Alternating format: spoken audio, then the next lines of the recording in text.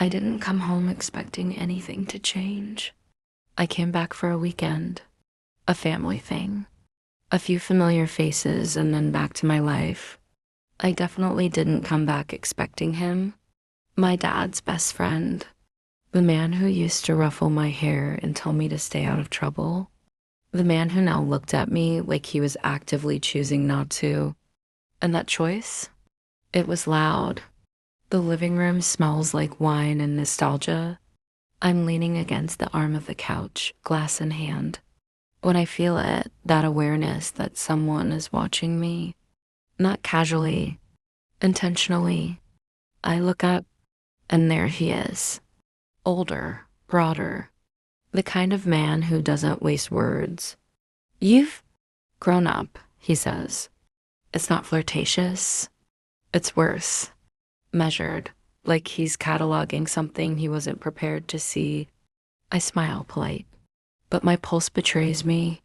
He calls me by my full name, slow, deliberate, like he's grounding himself. When I cross my legs, he shifts his stance. When I laugh, his jaw tightens. That's when it clicks. He's not indifferent. He's restraining himself. Careful, he murmurs as he passes me. You don't want that kind of attention. I tilt my head, looking up at him. But what if I do? He pauses, just long enough to tell me everything. Then he walks away. I catch him watching me later, across the room, from the corner of his eye, not bold enough to be careless, not subtle enough to be nothing. When I stand, he's suddenly beside me, guiding me past someone with a hand at my lower back. Barely touching, it sends a spark straight through me. Don't, he murmurs near my ear. Look at me like that. I glance up, innocent. Like what? His breath changes. Like you know exactly what you're doing. I don't look away. He does. Immediately. Puts distance between us like it's muscle memory. You're playing a dangerous game, he says quietly. Sweetheart. My lips curve. What if I don't mind losing?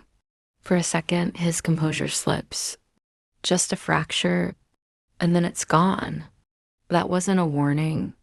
That was him asking me to stop and realizing I wasn't going to.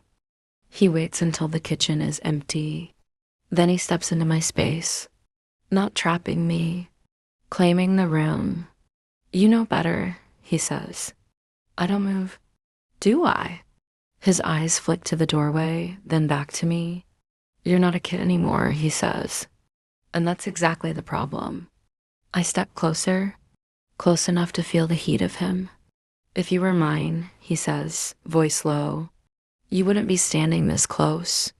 My heart jumps, but I'm not, I whisper. His hand flexes. For one dangerous second, he looks like he might give in. Instead, he grips the counter like it's the only thing keeping him upright. That's enough, he says. But his voice is rough, unconvincing. I brush past him on purpose. Just my arm, just enough. He inhales sharply. Hands to yourself, he says. Rough now. I turn slowly. You're the one holding onto the counter like it owes you money. A quiet, humorless laugh escapes him. You have no idea, he says, stepping closer, how much control this is taking. My breath catches. Then stop controlling yourself.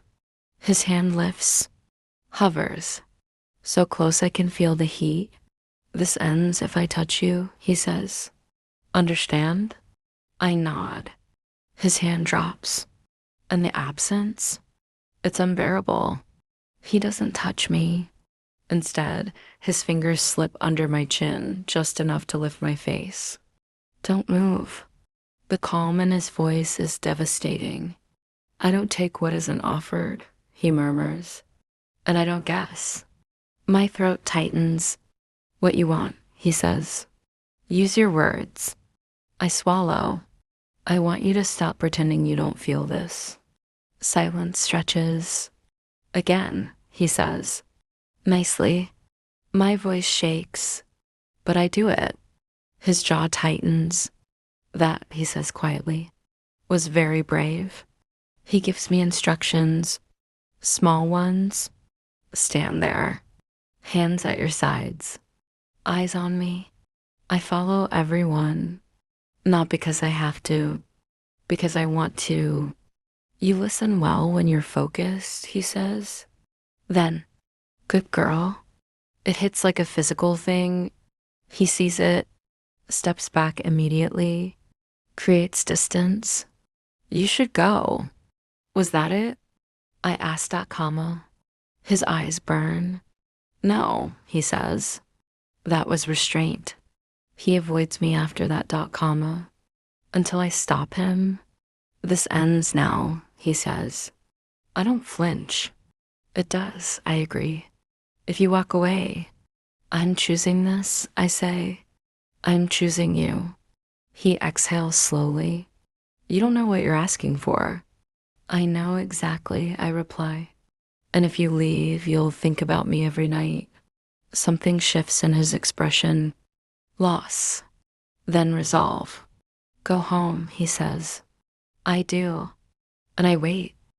It's after midnight when he knocks. I already know. He stands in the doorway composed, controlled, undone. If we do this, he says, there are rules. I nod. You don't chase me. I set the pace. And you never call me sir unless I ask. My pulse thrums. And if I break a rule, a slow smile, then we stop, he says, because this only works if you choose it. I step back, not in submission, in invitation. He crosses the threshold and closes the door. If you want season 2, if you want the darker continuation, if you want to see how control turns into surrender, like, subscribe, comment, don't call me sir, because this was only the beginning.